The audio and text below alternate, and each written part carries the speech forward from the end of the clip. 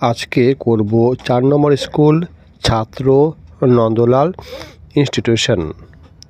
একের প্রশ্ন বলেছে, তাল নবমীর ব্রত ছিল মঙ্গলবার। 2, সিংহাসনে ঝোলানো থাকে বোতল। 3, কুমড়ো নিয়ে ক্রিকেট খেলে রাজার পিসি। 4, শিবু বাড়ুজ্যের ছেলের নাম চুনি। 5, কিষাণু আর তার বন্ধুরা ভালো খেলেছে। এটি হচ্ছে সমাপিকা ক্রিয়া।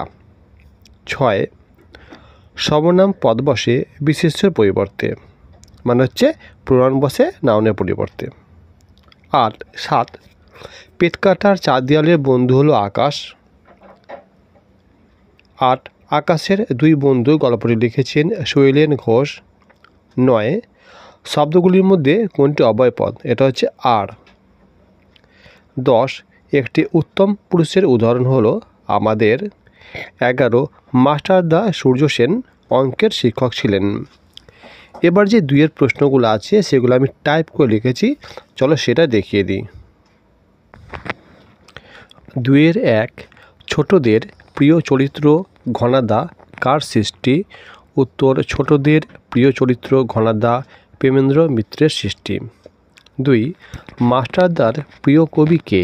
উত্তর হচ্ছে, মাস্টারদার প্রিয় কবি হলেন রবীন্দ্রনাথ ঠাকুর। 3, আকাশের 2 বন্ধুর নাম কি কি? আকাশের 2 বন্ধুর নাম পেটকাটা ও চাঁদিয়াল। রাজস্থানী ভাষায় ঘুড়িকে কি বলে? উত্তর, রাজস্থানী ভাষায় ঘুড়িকে বলে পতঙ্গ। 2-5, কবি যখন একলা থাকেন তখন তার সঙ্গে কারা থাকে? উত্তর, কবি যখন একলা থাকেন তখন তার সঙ্গে থাকে কাঠবিড়ালি, সবুজ গাছপালা এবং চলাচলের পথ। 6, ব্রহ্মগড়ের রাজা কবিতায় রানীর দাদা কি করেন? ব্রহ্মগড়ের রাজা কবিতায় রানীর দাদা পাউরুটিতে পেরেক ঠোকেন। 7, একলা কবিতায় কবি কোন বিষয়টিকে মস্ত আশীর্বাদ বলেছেন? একলা কবিতায় কবি মাথার ওপর গাছের পাতার ঝরে পড়াকে মস্ত আশীর্বাদ বলেছেন। 8, সকর্মক্রিয়া কাকে বলে? বাক্যে যে ক্রিয়ার কর্ম থাকে তাকে সকর্মক্রিয়া বলা হয়।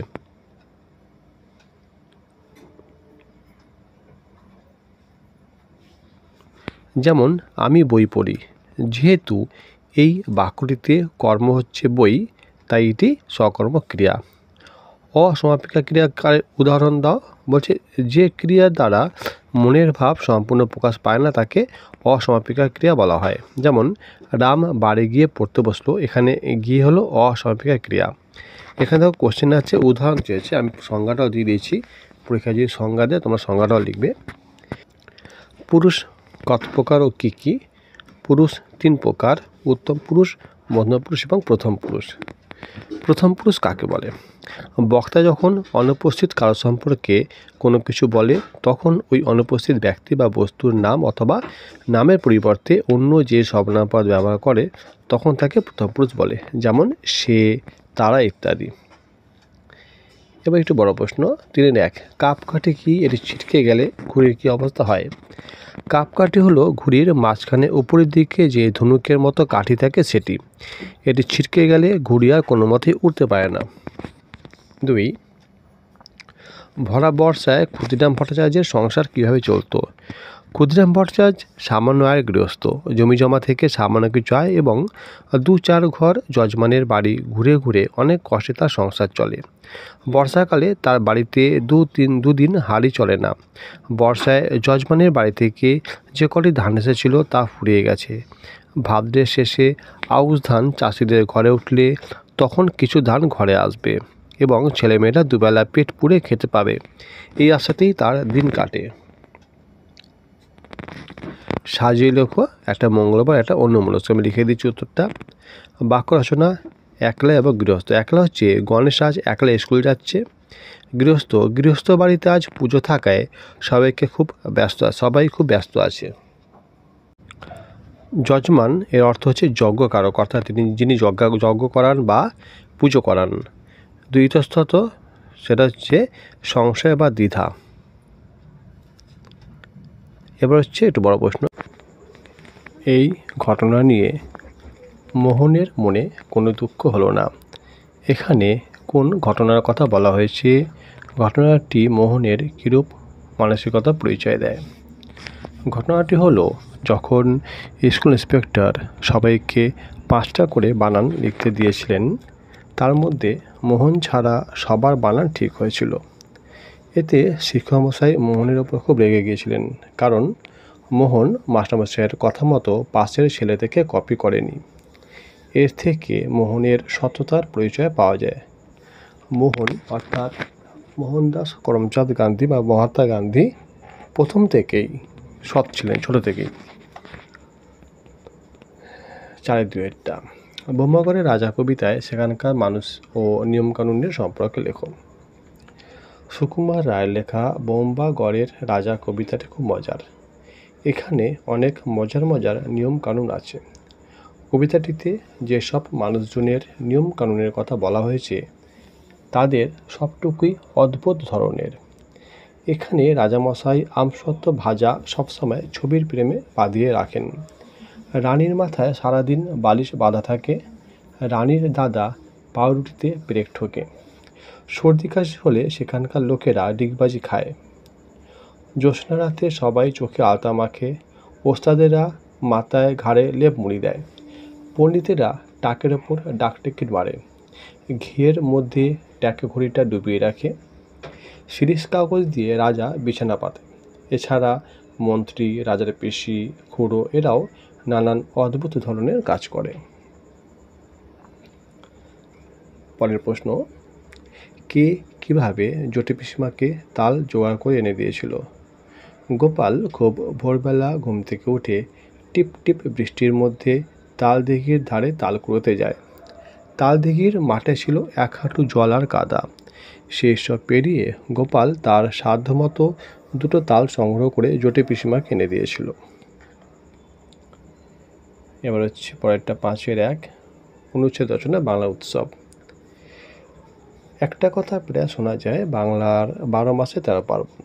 যদিও তা 13 পার্বণ বা উৎসব মোটেও নয়।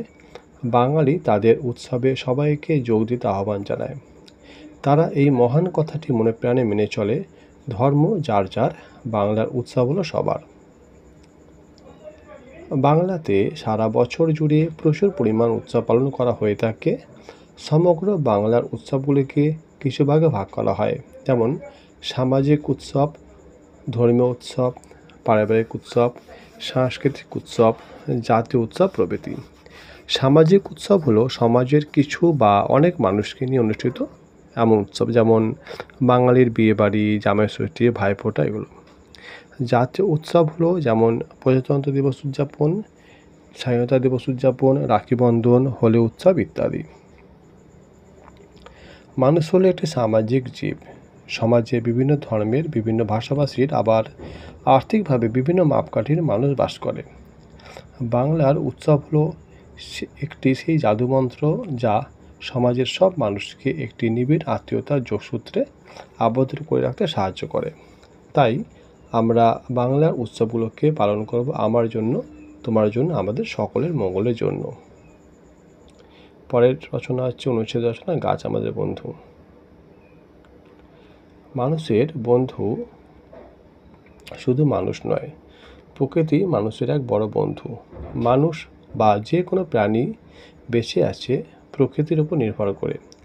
গাছপালা হলো সেই প্রকৃতির একটি বড় উপাদান। গাছালির জন্যই প্রকৃতি সবুজ। মানুষের কাছে গাছের মূল্য অনেক। শুধু ছায়া, ফুল, ফল বা কাঠ দিয়েই গাছ মানুষের উপকার করে না। গাছের সবচেয়ে বড় অবদান অক্সিজেন।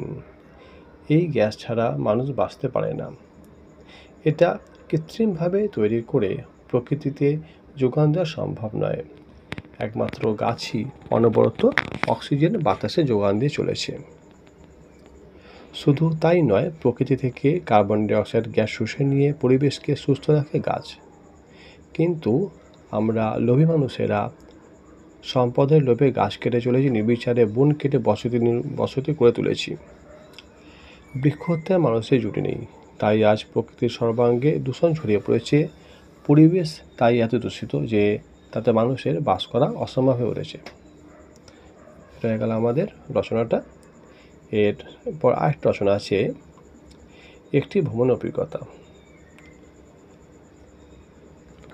গত দুর্গাপুজোর ছুটিতে আমি, আমার মা, বাবা, দিদি এবং আমি হাওড়া থেকে জগন্নাথ এক্সপ্রেসে চেপে পুরী বেড়াতে গিয়েছিলাম। সে প্রথমবার আমি দূরপাল্লার ট্রেনে চেপে চলেছি, মনে দারুণ আনন্দ। সারা রাত কাটিয়ে পরদিন সকালে ট্রেন পৌঁছালো স্টেশনে। আমরা একটা অটো নিয়ে এলাম আমাদের নির্দিষ্ট হোটেলে।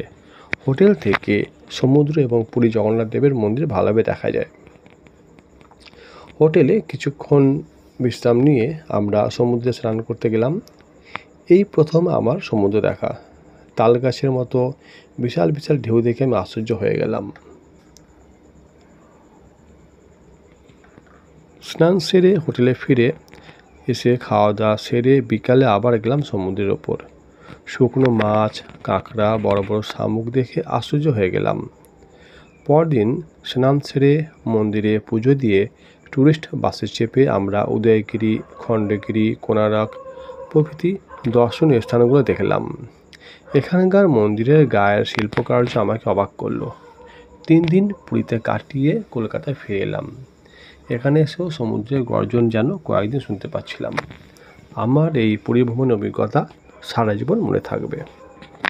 এটা হয়ে গেল আজকে আমাদের 4 নম্বর স্কুল। পরের ভিডিও আমি 5 নম্বর স্কুলটা করে দেবো।